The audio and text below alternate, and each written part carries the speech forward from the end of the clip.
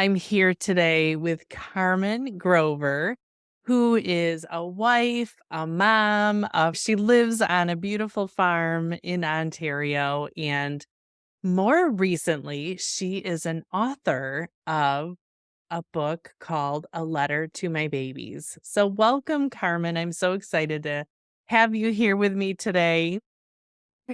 Thank you so much, Jen, for reaching back to me with my email. Thank you. Yes.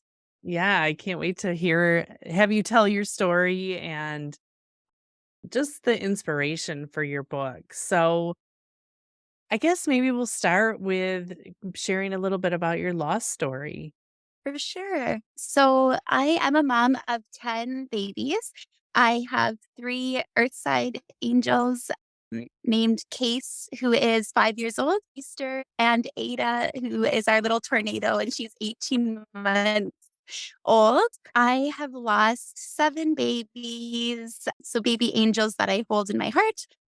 Five were 12 weeks and under losses, and I did have two losses, 24 weeks, Kaya Bell in 2017, as well as Jude Simba Joy. My kids helped me name that. And he was August 2020. And he really was, this has been a journey, of course, the whole way with every pregnancy. So different and in different stages of my life. But Jude was the one who sparked this book, definitely. And I think in the back notes of the book, it just says how I journaled all the way through my journey. And with him, I was sitting out on our balcony and I was writing to him as he did all my babies, and kind of realized I had an accumulation of books at this point. And I guess you ask yourself these questions sometimes with any journey, but just, what's the point of this all? And and obviously it's building our family, which we're so grateful to have. But the books I thought that served me healing on my journey could maybe be helpful first and foremost to family. So it started out just me collecting them all, putting them in a document. And it was kind of a distraction as well, be honest. It was a So I lot just of want to I just want to ask one thing real quick. So for each baby, living or not, you create a journal. correct. Yeah, Okay. Okay, I just wanted to clarify it. for Perfect. sure. And I think that the book too, that's almost the hope in that it's not just a book of all my babies that I've lost. And it kind of an amazing aha for me too. Of course, of course, you love that baby as soon as you find out you're pregnant. So yeah, no, for me, I guess writing by accident was always my go-to. It started with our first loss. I ran to the laptop. The first thing I did when I came in the door and after being told we were miscarrying. And it's always in hindsight, right? You just do. But I did. I ran to my laptop. I started writing. My husband actually, like midway, brought me a Kleenex box, and just like the smallest gesture, Mm. but I still remember that. And I poured my whole soul, everything into just, and I started it with just dear baby. And then I never knew that that same dinosaur laptop would be the same laptop I would use to write my book. So and of course, I never ever planned to write a book. That it was always just cathartic for me, right? So that's kind of the inspiration, I guess, behind it all. Mhm. So good because journaling is one of those things that I think you either really love it or you just don't. Right. For So sure.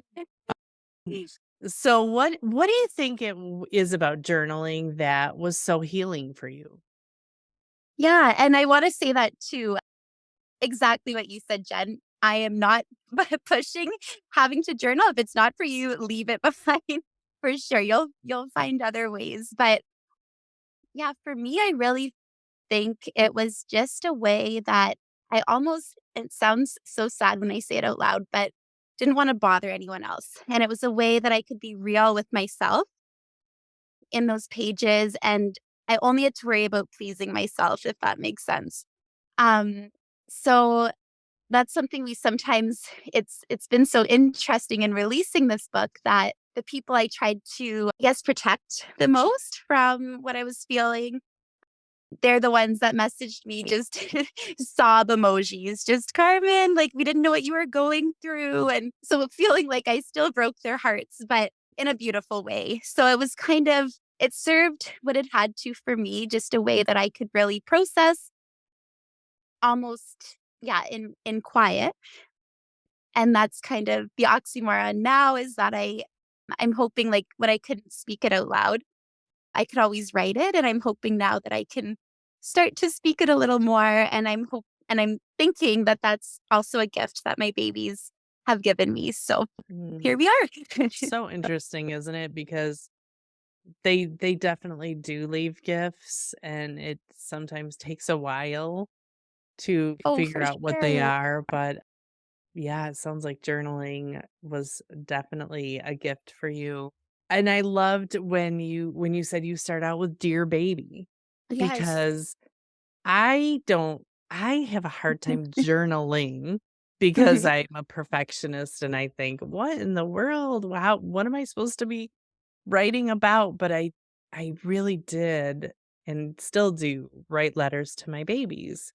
So I love that because really there are a lot of forms of journaling, right? Mhm. It's not Yes. just sitting down and, getting 6 pages of your pouring out your thoughts. It can be a letter. Mhm. For sure. Yeah, so I love that you started with that on a lot of occasions. And so when you had your later losses, you had older children also then? Correct, yeah. Yeah, so sort of the journey was we had 2 earlier losses, so our first was 12 weeks and then 8 weeks, or sorry, 10 weeks. And then after that, that was when Kaya came into our life. So she was each one a very wanted pregnancy, but we were told that she had DeGeorge syndrome in her case, and it was we had to make an imaginable decision, and it just felt so cruel that we finally made it past the 12-week mark. So yeah, that felt impossible, and sometimes I say that too, like it's always in hindsight, but if I had really thought would stop then, we wouldn't have had the family we have now. But still, you never know, right? You really don't know. So we did have another loss after Kaya, but it was a chemical pregnancy. And then we had our boy Case and Maylee right away after, which is so funny. Like when I tell people that we started earlier because of being lost parents, we thought we would lose again. Mm, And then we didn't. So they were 16 weeks, 16 months apart, wow. which is Mm, crazy, but wonderful at the same yeah. time. It was like one of those things where I'm like, it was like insanity, but absolutely, I will not lie. But I really think how it was supposed to happen with them.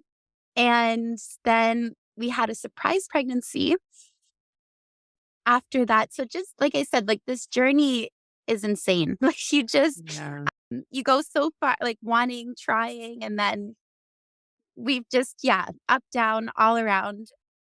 And then we ended up losing that one. And then, of course, that brought with it excitement for another baby, which so then we had Jude. And then he was the one that we lost in August of Mm, 2020.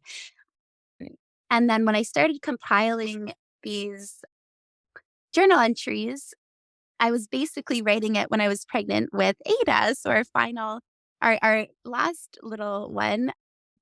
And so it served as a distraction, I think, in 'cause that's one thing too with us lost moms. I think we almost try to shut off the fact that we're pregnant sometimes. But I did. I when I started when the root just kind of kept going, like starting to put it in a document, and then it was COVID. There was just too many things that happened that worked out. So my aunt, who's a university English professor, she actually edited the first Mm, draft. And nice.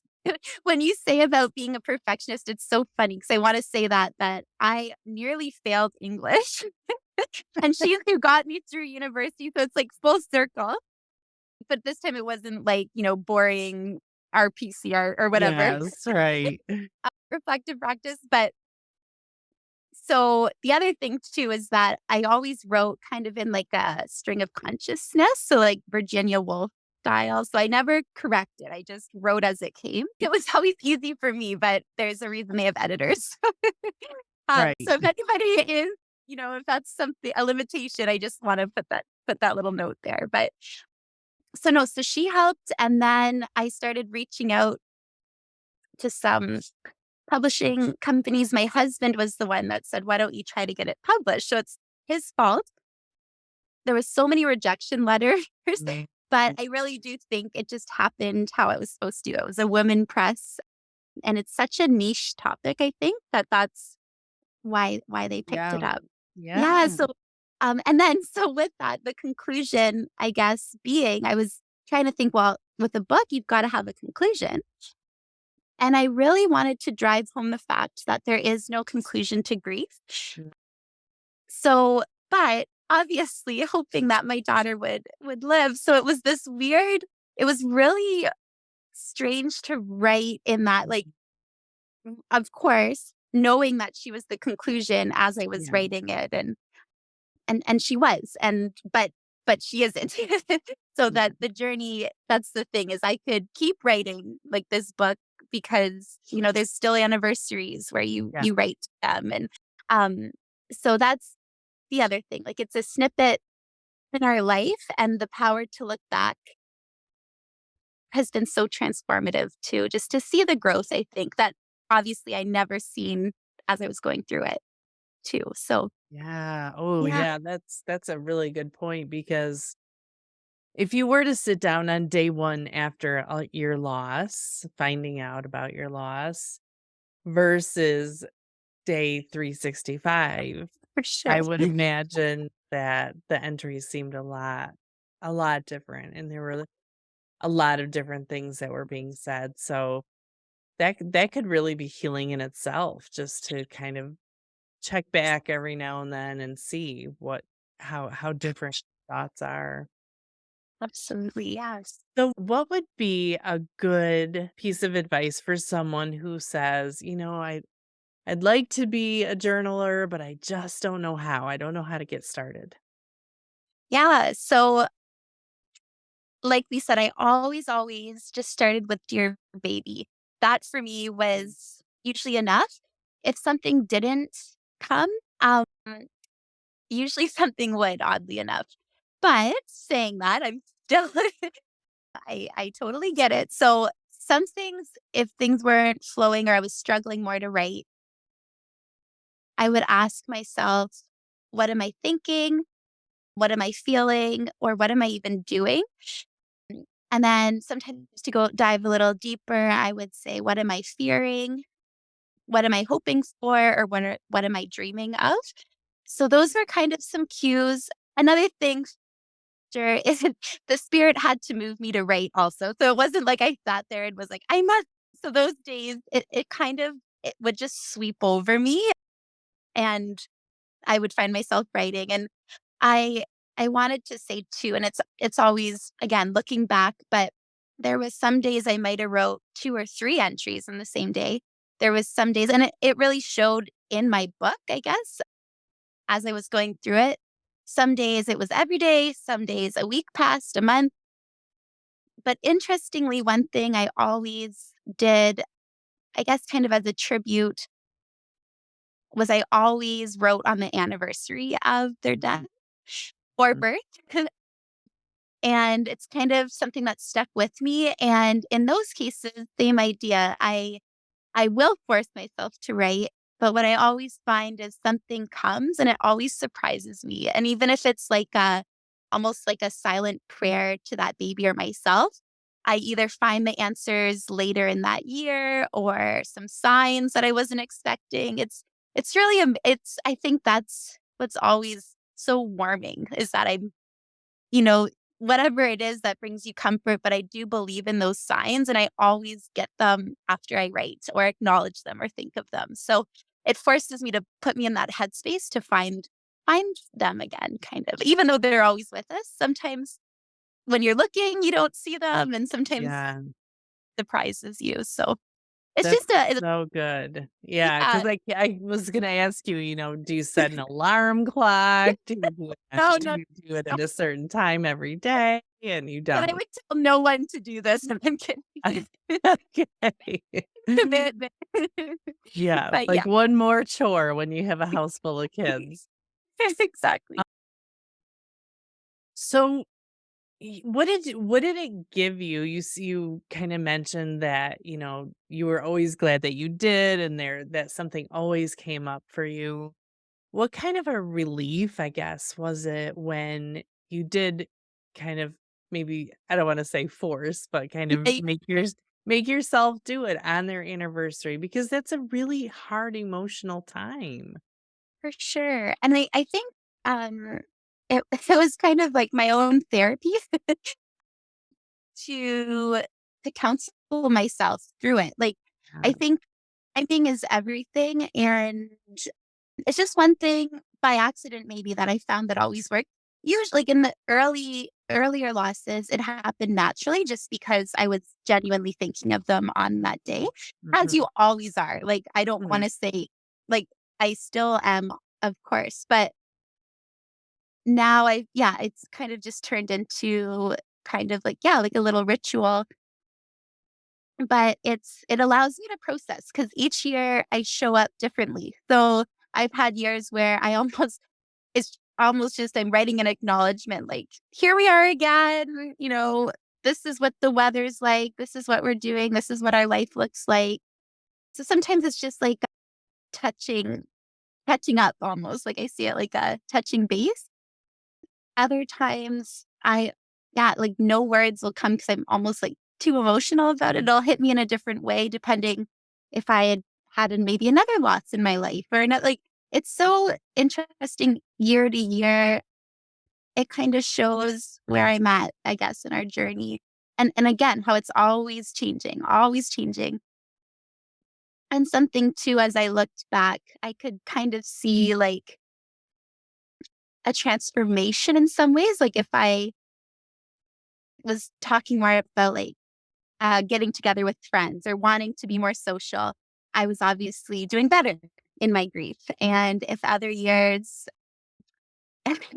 not so much, or yeah, it's just it's interesting, I guess. So Mhm. it just shows the passage of time and how even when you think you're doing better, sometimes by forcing yourself to check in, you realize you might not be, or you might Yeah, surprise yourself when you think you're struggling and you're like, "Oh, no, this year we're okay." I think So I'm doing better than I thought. Yeah. right. So it's It's like sort of like a it, little unconscious check-in, maybe. yeah, for sure, for sure. Yeah. Yeah, I love that. I love the idea that it can just be whatever happens. It doesn't have to be some regimented thing. Do you teach your children have you taught the children how to journal yet? Are they good at it? Not yet. They know how to spell their name. So I think this year maybe I'll have them sign one of my journal entries. There you Just go. there we go. But yeah, I even thought about I might try to meditate with them or try like Mhm. first getting quiet with ourselves, like even if it's 2 minutes. Like this is what I'm saying. I have not done this, but dreaming of, but maybe starting with that, like a quiet reflection, because that's always kind of what preceded my writing. Like I had to at least first kind of get quiet with myself to then either ask the questions or just see what came up.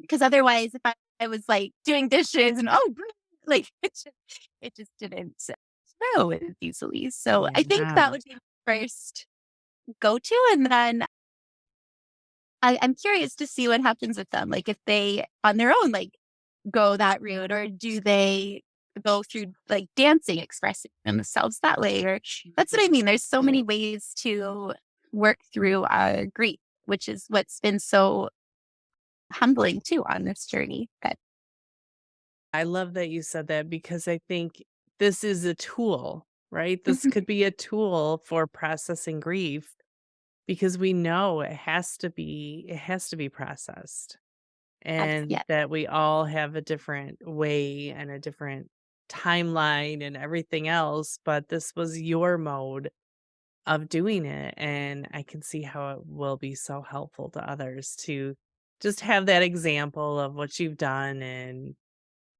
just read some of your stories. I'm sure it's gonna be really, really touching and exciting. I'm putting it on my list to Thanks, read. Jen. What advice do you have for someone who's suffered multiple losses? I mean, you really had a lot. Mhm. I wish I had advice. I think so. Of course, we live in a culture where we need to hold on to hope, right? Or how do you keep showing up, really? And I always said that along the way, like, I may have lost faith, but I always seem to hold on to hope. Even in my writing, though, I would say, like, "That's it, we're done trying." But I never truly at my core believed that. And it's such a sensitive topic, and I wanna make that so clear that first, we're very lucky that we got to try.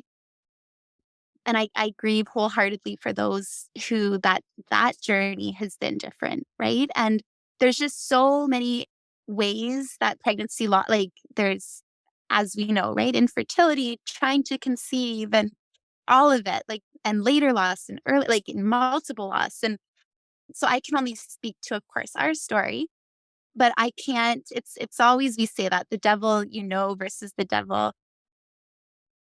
that that isn't that. I can't imagine people who can't get pregnant. I also can't imagine people who've had later losses. So it's just, I really want to speak on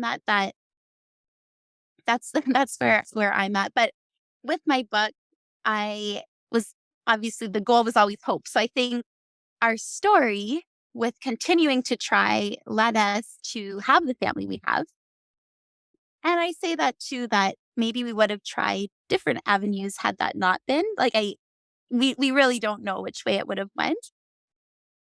But I I really did. I always, and I think once we had an actual baby in our arms that was living, that that was really the moment for me. Like, I as much as I kept having another pregnancy, almost, that was my way of coping. Like, it was like, now I can put my, not to displace the previous pregnancy, not to get over or replace or anything, but just having something, okay, we're pregnant today, you know? So that was always kind of what I held on hope wise. And naturally we have the family we have today. Mm, But I advice wise, I think you get to choose when what's enough, and for yourself. And I of course hope that my book can bring some hope. But I wish I could tell everyone, this is how it's gonna work out for you. That's the biggest thing. I wish I had a crystal ball. Mhm. Right. Um, I really, because even myself, like, I can say it now because we are where we are, and beyond grateful, and we are so blessed, and all the cliche words we say. But I truly, I went from thinking we would just have a family of 3 or 4. Like, that's how I grew. I really just thought that.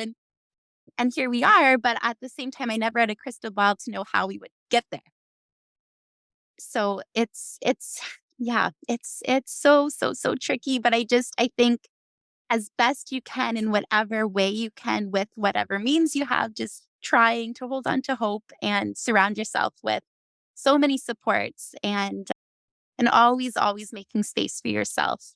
That's the, yeah, my biggest, and I No, think that's that was, great advice, is just holding out hope because whether you get the answer you want or not, there is still a reason to hold out hope. So it's I really know.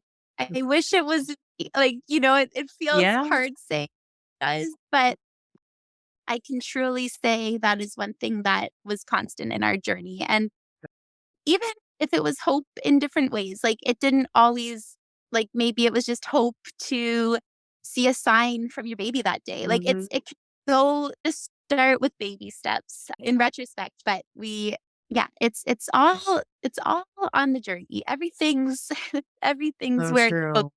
There's no guarantees in life, but we to. No, can hold hope for for what sure. we do want. So, Yeah. well, I love the journey that you have to publishing your book that just started from just your own personal words, and kudos to your husband for encouraging you all the way. That's pretty remarkable too.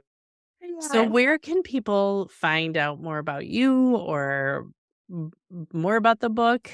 Yeah, so I've kind of gone I've gone backwards in doing things. Like I started out quiet reflections and so now I'm putting myself out there a little bit more. So I have created a Instagram account just kind of on this topic, Okay. just with our journey, and it's called A Diary to Our Babies, which I'll send you. And of course, there's my personal email that I'm just old school and happy with shooting me an email. So I can send you that as well. And then my book is available on Amazon. So, A Diary to My Babies Journeying Through Pregnancy Loss. I'm out here in Canada, but Demeter Press is the publisher. So that's the main site and you can book or get it from there as well. But yeah, no, it's just an incredible journey. And I really have to say again, with these gifts that our babies give us, I would have never known then, like the crystal ball thing, that I was writing this beautiful memoir that honors all of my babies. And it's something I really am so proud of. Mm, So yeah, I think that's a good note to end on. I'm so proud of you too. It's a hard thing to do, but you're so willing to share your stories with the world. And I will be sure to link all of that into the show notes. So be sure to check her out there and get that book. Thank you, Carmen. I appreciate your time today. Thanks, Jen, for sharing my self-proclaimed book tour here. Yes. Thank you.